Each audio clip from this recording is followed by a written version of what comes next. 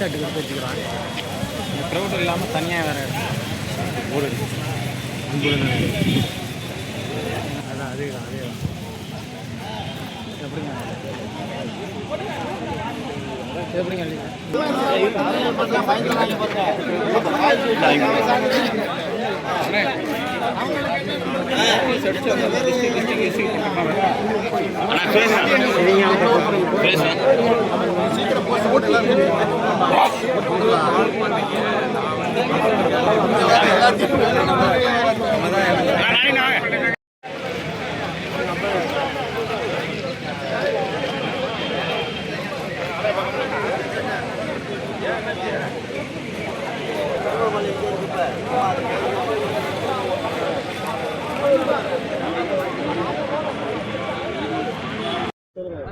தமிழ்நாட்டிலேயே இந்தியாவிலேயே தமிழ்நாட்டில் தான் பால் விலை ரொம்ப ரொம்ப கம்மி.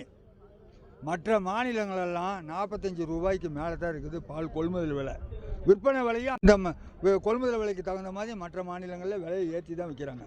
தமிழகத்தில் மெட்ராஸுக்கு ஒரு நாள் ஒன்றுக்கு 50 லட்சம் லிட்டர் பால் தேவை. நம்ம ஆவினில் கொடுக்குறது எவ்வளோ கொடுக்குறோம்? 15 லட்சம் லிட்டர் தான் பால் கொடுக்குறோம்.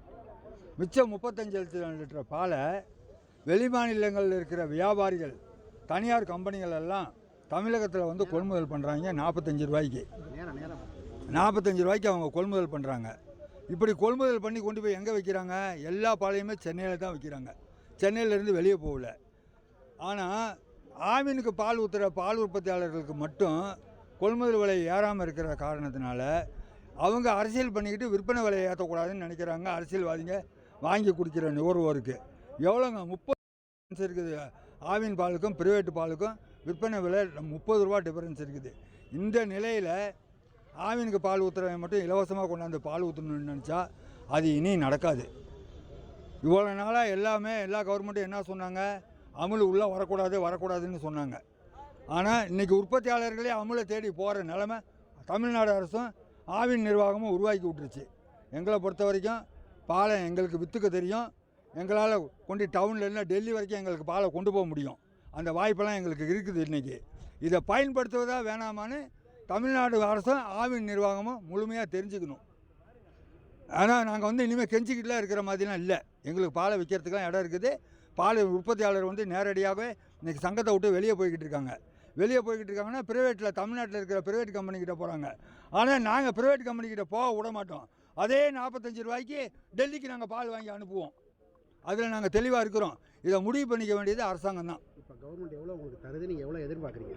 32 ரூபா இன்றைக்கி ரேட்டு வரைக்கும் 32 + 3 35 ரூபா தான் கொடுத்துக்கிட்டு இருக்கோம் நாங்கள் கிராம சங்கங்களுக்கு.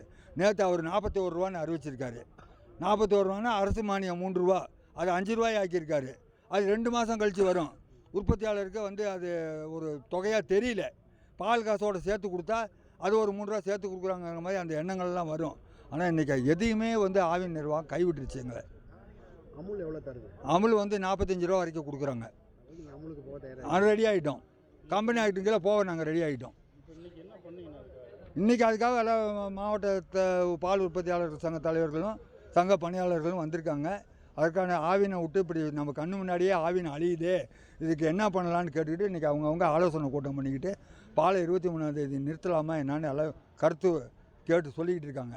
கூடிய விரைவில் இவங்க விரைவை அறிவிக்கலைன்னா அது நடக்கும். தமிழகத்தில் ஆவினுக்கு வர்ற பால் குறைஞ்சி போயிடும். ஆமாம் 24 ஆகஸ்ட் 24லேருந்து தமிழகத்தில் ஆவின் பால் படிப்படியாக குறைஞ்சி போயிடும். பொதுமக்களுக்கு பால் தட்டுப்பாடு வரும். அதே சமயத்தில் பிரைவேட் கம்பெனிங்கெல்லாம் நல்ல விலை கொடுத்து எடுத்துகிட்டு போயிடுவோம் அந்த பாலை. என் பேர் என் கணேசன். ஆமாம், என் பேர் என் கணேசன், தமிழ்நாடு பால் உற்பத்தியாளர். அந்த நாங்கள் திருச்சி மாவட்டம் துறையூர் வட்டம் கலிங்கமடையால்பட்டி ஒரு கிராமத்தில் இருந்து வசிக்கிறோங்க சார். எங்களுக்கு வந்து மாட்டு பண்ணையில் வந்து மாடு தான் தொழில். விவசாயம் வேறு விவசாயம்லாம் கிடையாதுங்க சார். மாடை வச்சு தான் வந்து நாங்கள் தொழில் பண்ணுறது, பிள்ளைங்களை படிக்க வைக்கிறது, மகளிர் குழுவில் கடன் வாங்குறது, கடன் கட்டுறது எல்லாமே அதுதான் சார். இப்போ வந்து எங்களுக்கு வந்து பால் விலை வந்து ஏற்றுறேன்னு சொல்லி அறிவிச்சிங்க. எப்படி அறிவிச்சிங்கன்னா வந்து 44 ரூபா லிட்டருக்கு தரேன் அப்படின்னு நீங்கள் அறிவிச்சிங்க. சரிங்களா? தேர்தல் அறிக்கையில் நாங்கள் வந்து இப்போ வந்து ரூபா ஒரு பிச்சைக்கார காசு வந்து நீங்கள் ஏற்றி வச்சுருக்கீங்க எங்களுக்கு பிச்சை போட்ட மாதிரி. நாங்களே ஒரு கிராமத்தில் வந்து வசிக்கிறோம்னா வந்து நாங்கள் பிச்சைக்காரனுக்கே நாங்கள் போடுறது வந்து 5 ரூபா 10 ரூபா நாங்கள் கிராமத்தில் வந்து நாங்கள் பிச்சை போட்டுட்ருக்கோம். நீங்கள் வந்து அது மாதிரி நினச்சிக்கிட்டு எங்களை வந்து வகுத்தில் அடிச்சிட்டிங்க. எங்களுக்கு மனம் நொந்து மனம் உடஞ்சி போயிடுச்சுங்க சார். என்னையாட்டா வந்து கோடி பேர் திருச்சி மாவட்டத்தில் நாங்கள் பால் பண்ணையில் பால் ஊற்றி தான் கொள்முதல் பண்ணிக்கிட்டு இருக்கிறோம். எங்கள் செக்ரட்டரி வந்து எங்களுக்காக மாடு பிடிங்கம்மா, நீங்கள் பிள்ளைங்களை படிக்க வைக்கலாம், நீங்கள் நல்லது செய்யலாம் அப்படின்னு எங்கள் செக்ரட்டரி வந்து எங்களுக்கு வந்து எவ்வளோ வற்புறுத்தி நீங்கள் வந்து பால் வந்து நீங்களே கறங்க, அடுத்தவங்கள பால்காரெல்லாம் விட வேணாம், நீங்கள் உங்களுக்கு கஷ்டப்படுறீங்க, நீங்கள் இப்படிலாம் பிடிங்க, இதுதான் வாழ்க்கை, நம்ம ஊருக்கு விவசாயம் வந்து சரியில்லை, நம்ம வந்து கொள்முதல் வந்து மாடு தான், மாடு தட்டை தான், தீவனம் தான், தீவன புல்லு தான், நீங்கள் இதை வந்து செய்யுங்கன்னு சொல்லவும் நாங்கள் வந்து ஒரு 10 மாடு இல்லை ஒரு சின்ன விவசாயம் இருந்தால் ஒரு 2 மாடு 3 மாடு வச்சு எல்லாத்தையும் வந்து மகளிர் மன்றத்தில் எல்லாத்தையும் பிடிக்க வச்சு லோனு வாங்கி அங்கே பேங்கில் வந்து நாங்கள் லோன் வாங்கி கொடுத்து செக்ரட்டரி வந்து சொசைட்டி மூலியமாகவும் லோன் வாங்கி கொடுத்து எல்லாத்தையும் செயல்படுத்தி உடனே வாங்கி நாங்கள் எல்லாம் பண்ணணும். இப்போ நீங்கள் வந்து நான் ரூபா நான் வந்து செலவு இல்லாத நான் சிஎம்மாக ஆகிட்டேன் அப்படின்னு அவங்க கையை தூக்குறாங்க.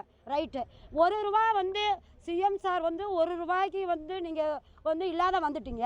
இன்றைக்கி அந்த ரூபாயை எங்களை பிச்சை போட்டு வந்து எங்களை எவ்வளோ நீங்கள் இறக்கி விட்டீங்க.